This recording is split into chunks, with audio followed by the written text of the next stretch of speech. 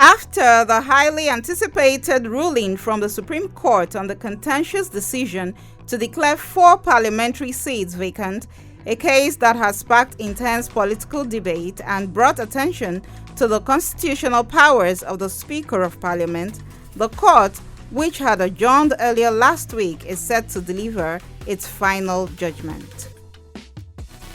This case, initiated by Majority Leader Alexander Afenyo-Makin, announced its verdict today, Tuesday, November 12. This case, initiated by Majority Leader Alexander Afenyo-Makin, challenges Speaker Alban Bagbin's October 17, 2024 declaration that the 4 seats were vacant.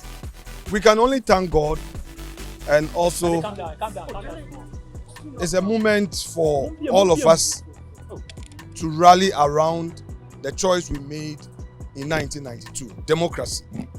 Democracy requires decency, and that is the path the MPP majority caucus took to ensure that we do right to the law.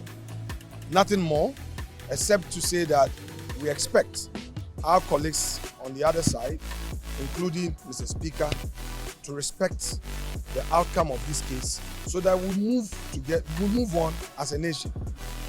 All we have is the peace of the country. All we have is our democracy. And in West Africa and in Africa as a whole, Ghana shines in the eyes of the people in terms of democracy. So this is another feat we have achieved, and we must celebrate it. It's not a matter of MPP against NDC. It's a matter of constitutional, interpretation, and the court has given its verdict. We should all respect it and move on. Bagbin argued that the MPs holding these seats had violated constitutional requirements, warranting their removal from office without judicial oversight or the initiation of by-elections. Afenyo-Makin claims that Speaker Bagbin exceeded his authority, asserting that only the judiciary has the power to interpret the Constitution in cases like these. The interesting thing about today's matter is that as far back as 1968, after the first Republican Constitution, we decided as a nation, which can be seen by the proposals of the Constituent Assembly, that 2 things will happen. The first thing that we decided was that we will have the judiciary interpret the Constitution. In fact, they said 2 things. They wanted the judiciary to be the ultimate arbiter of what the Constitution says, and they also wanted the judiciary to be able to give advisory opinions. The people of Ghana rejected the second suggestion and said that the judiciary should not give advisory opinions, but the judiciary is the body that should interpret the Constitution. The second thing that is important in that the 1968 proposals was that they decided that Parliament will not be supreme. The supremacy of Parliament was not accepted.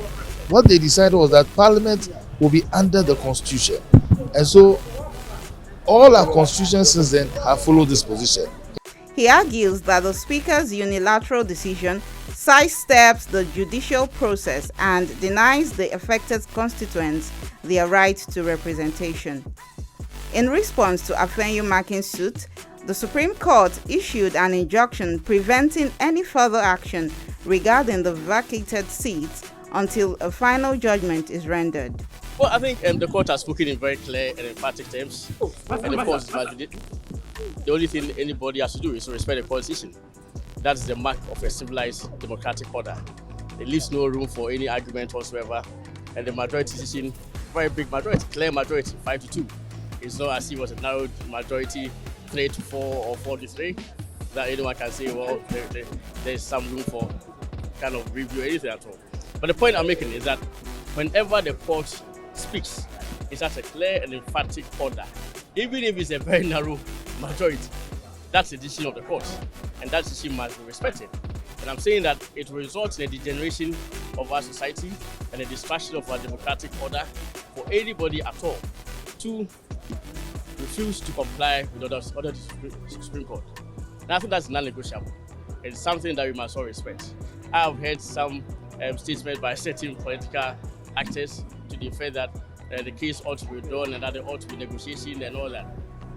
I'm quite surprised because indeed, firstly, I did not hear such expression of a willingness to negotiate and all, or maybe such instruction to the speaker or direction suggestion to the speaker for negotiation and all when the speaker started embarking on this act.